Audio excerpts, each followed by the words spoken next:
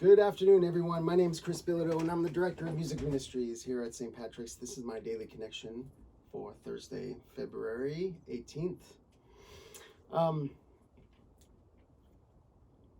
You try, if you have like teenagers at home, or if you had teenagers at home at one point, or there's a lot of things that kind of get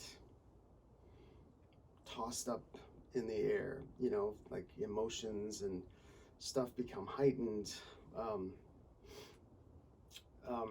Things that used to be important aren't necessarily important, and things that never were important are all of a sudden of great importance. And so trying to, work faith in there, and to try to instill a moral compass, or to instill the awareness of the importance of having that moral compass, and not just a moral compass, but a willingness to offer your life to God, and willingness to open your heart to the Gospels, and to walk the path of Jesus, and to hopefully, with your actions and the way you live your life, allow the light of Christ to shine through to those around you. And so, but it can be very difficult, and especially for, there are people who didn't have an opportunity to raise their children Catholic, or anything like on a weekly basis.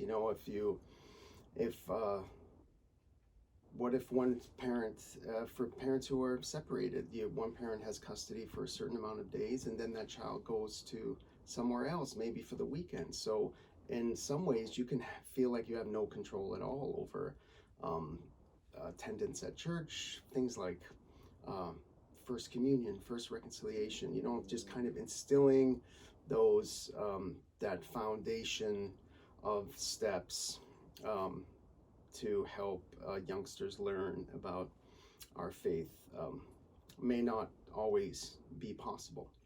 So what do you do then? So, I guess what I'm trying to say is that it can be difficult,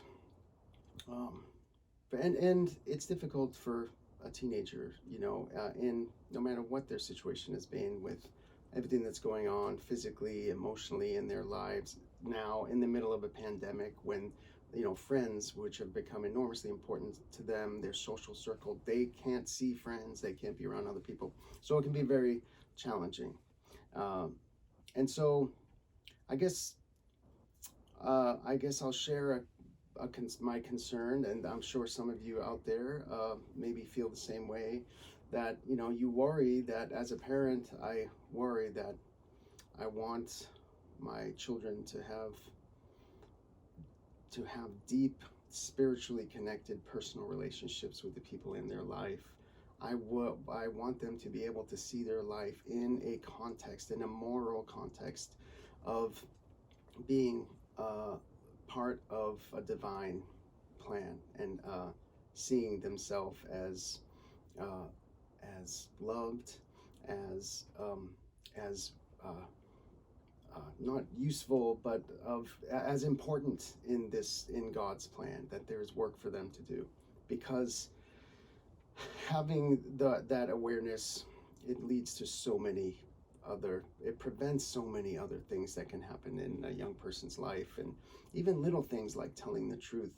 In your own life, if you tell a falsehood, and then it comes another falsehood, and it just becomes, you could just live in this world of lies that you've created. If you see yourself as part of a divine plan, things like that might not tend to happen. So why am I saying all this? Jesus, in the gospel today, there's a line in there where Jesus is telling his disciples about what's going to happen to the Son of Man. And Jesus says that line about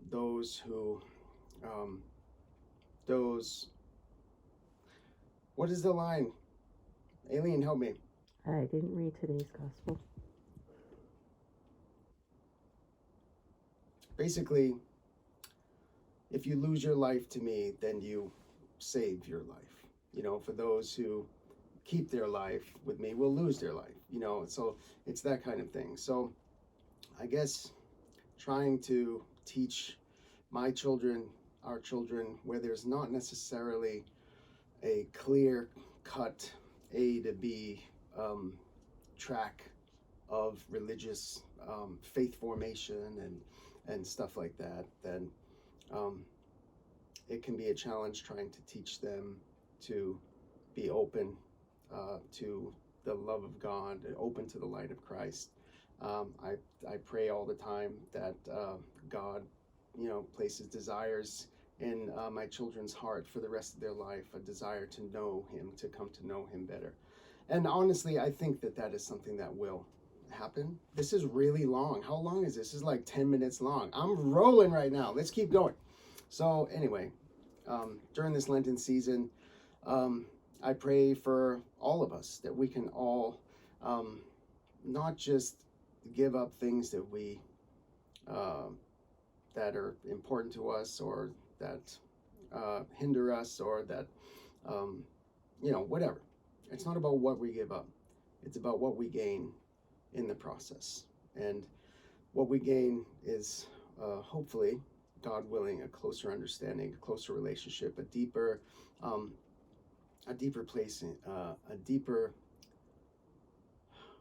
ownership of our own place within the context of God's kingdom, and and then navigating ourselves through that world with that knowledge. So pray for our children, pray for our teens, pray for all our kids in faith formation here at St. Patrick's, pray for all the kids who aren't, and keep on plugging along.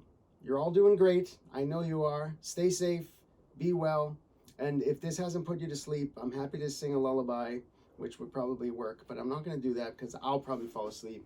God bless you. See you down the road.